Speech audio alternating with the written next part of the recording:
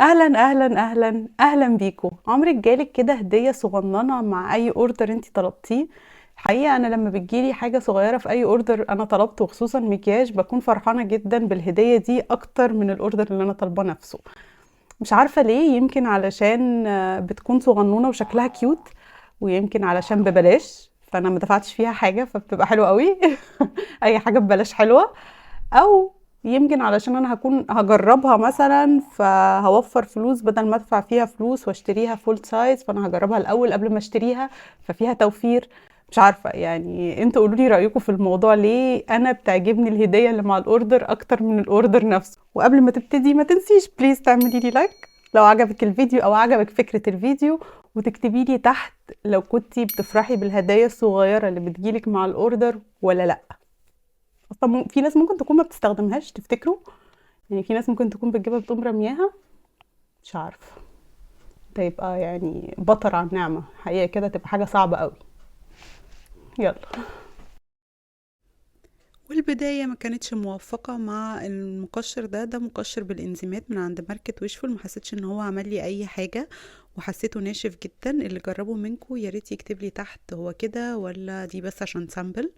بعد كده هنجرب ده عبارة عن سيرم من عند كلارنس. انا حبيته جدا واستخدمته قبل كده مرتين، والعبوة لسه فيها بصوا مرة وممكن كمان مرة، يعني لو ضغطنا عليه يعمل 4 5 مرات. مفروض ان هو سيرم كده بيعمل ليفتنج للوش، بس انا بحس ان هو بيشد البشرة عن طريق الجلو كده، بيعمل لها لمعة حلوة. ما اعرفش بقى بيعمل ليفتنج ولا لا، بس انا عجبني وممكن ارجع اشتريه. لميت شعري عشان اكمل. وبعد كده ده المرطب برضو من عند كلارنس، برضو حلو جدا، ترطيبه حلو وبيمشي قوي مع السيرم ده. فانا اعتقد لو اشتريت السيرم هرجع اشتري معاه الكريم، علشان الاتنين مع بعض كده بيدوا نضارة للوش مش طبيعية بصراحة. بعد كده للبرايمر، الاتنين دول من عند ماك، واحد ابيض واحد اسود. الابيض ده انا بحبه جدا لانه فيه ترطيب عالي، والاسود ده بس بيشتغل كبرايمر قبل الميك اب. حبيته بس مش قوي، يعني انا افضل الابيض اكتر اللي هو اسمه ستروب كريم، لكن ده يعتبر بس عشان المسام وبيعمل illumination شوية. بصوا بقى قلم الحواجب الكيوت ده، القلم ده يعني اكيد حاجة في الموضوع، صغنن جدا من عند بنفيت. قلم حواجب معروف جدا، بس يعني اول مرة يجيلي منه سامبل. بصوا قد عقلة الصباع حرفيا. المشكلة ان الدرجة اللي جايالي فاتحة عليا، انا بستخدم درجة 4 فدي درجة 2 فاتحة جدا، فانا هحاول بس ان انا احط فيها باول الحاجب كده عشان بحتاج درجة فاتحة. وورا كده يعني هملى الفراغات. مش هيرسم احسن حاجة، مش عشان الكواليتي بتاعة القلم، ولكن علشان اللون زي ما قلت لكم مش مناسب ليا. بس برضو حلو يعني، عجبني جدا وصغنون قوي قوي قوي كده، ويعني كنت خايفة عليه وانا برسم.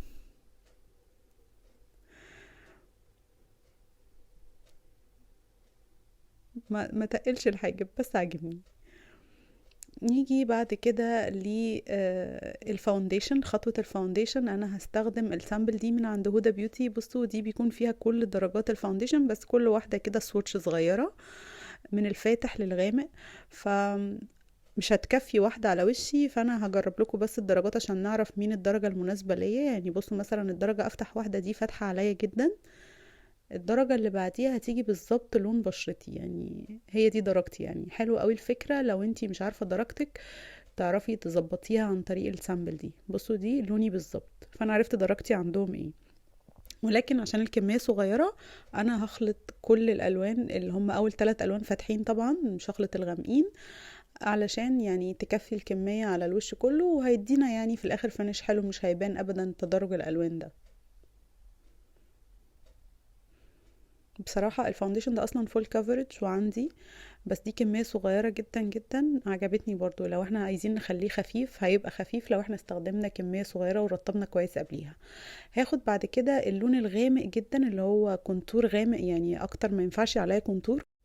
سوري، هعمله كاي شادو كده، لانه هو ثابت فولا هيخطط ولا عمل اي حاجه، وقعدت بيه طول اليوم ما عملش اي حاجه، ولا كاني حاطه كريم، كاني حاطه اي شادو عادي. فلو انت عندك فاونديشن غامق وما بيخططش اعملي بيه الحركه دي، هيبقى ثابت اكتر من اي اي شادو. بعد كده اخدت الدرجه الافتح وعملت بيها كونتور للوش. كل ده من السامبل بتاعت هدى بيوتي، اللي يعني مش عارفه اعمل لها ايه، بحبها جدا. عملت بيها كده كونتور للأنف وللوش وفي كل حتة. باللون الافتح من اللي هو الاخير ده، يعني اللون الغامق خالص حطيناه على العين، واللي افتح منه عملنا بيه كونتور. وكده يبقى الحمد لله يعني كفت واستوفت. هنبتدي بعد كده نرش بس فيكس بلس من السامبل الصغيره الاموره دي، وهبتدي ادمج بعد كده علشان يعني الفاونديشن ده بينشف بسرعه قوي، فبيحتاج رشه من دي كده قبل ما تدمجيه. بعد كده نيجي للكونسيلر، وانا عندي دول من عند ماك درجتين. انا هاخد الدرجة الفاتحة.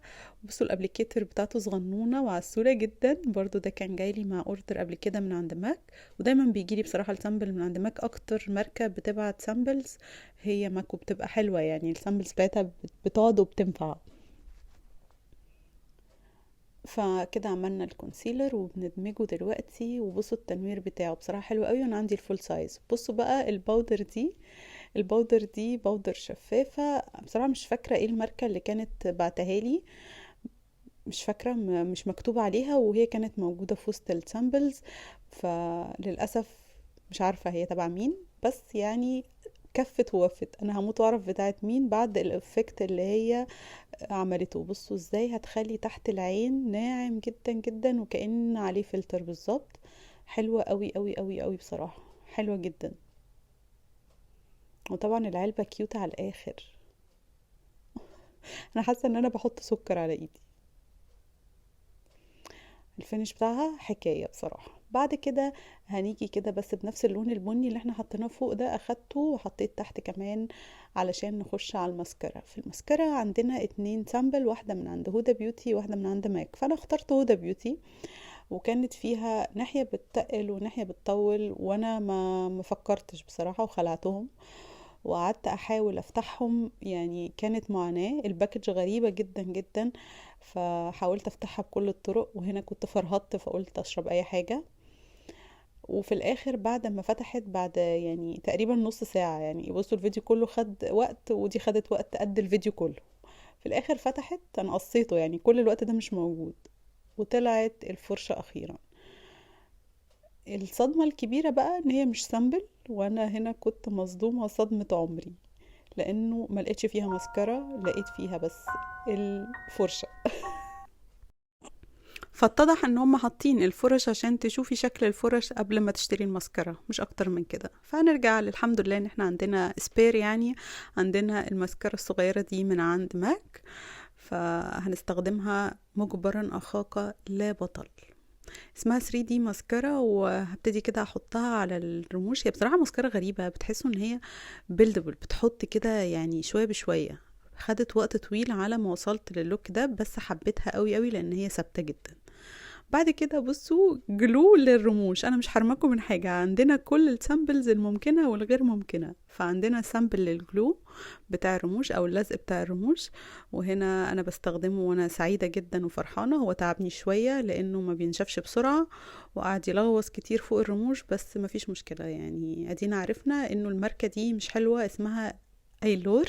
انا بحب الرموش بتاعتها جدا، بس السامبل بتاعت اللزق ده ما عجبنيش، فانا بحب اللزق بتاع هدى بيوتي اكتر حاجه. بس ادينا لزقنا، هلزق العين التانية وارجع لكم. وهنا هنيجي للليبستيك. والليبستيك الصغنن ده من عند ماك، برضو كان جاي لي هديه مع اوردر، او مش عارفه، وانا كنت شاريه ميني سايز، مش فاكره بصراحه.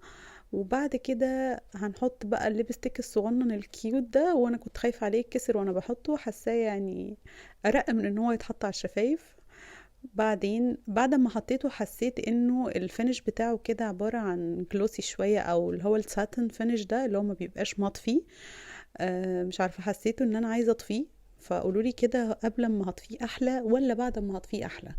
ده كده شكله اول ما حطيته. بعد ما حطيت عليه باودر وطفيت اللمعة بتاعته، حسيت ان هو كان الاول احلى. فاكتبولي قبل احلى ولا بعد احلى. بصوا بقى البودر اول ما حطيتها بتغير اللوك تماما، وبتخلي الروج كأنه روج تاني. مش عارفة الاتنين احلى من بعض، مش عارفة مين احلى. قولولي رأيكم تحت. وهنا ما كنت بفكر اسيب شعري كده ولا افكه، بعدين قلت لا، نفكه. وبس كده حلوين. ده كان الميك اب لوك اللي احنا عملناه بالسامبلز او بالعينات اللي بتيجي مع اي اوردر ميك اب. اتبسطت قوي بالفيديو، كانت تشالنجينج جدا. لو عندكم اي افكار لاي فيديو تاني اكتبوا لي تحت افكار، واكتبوا لي رايكم في الفكره دي، واكتبوا لي رايكم في الميك اب، واي حاجه عايزين تقولوها لي قولوها لي. وبحبكم جدا، واعملوا لي لايك، وباي باي. اشوفكم الفيديو الجاي.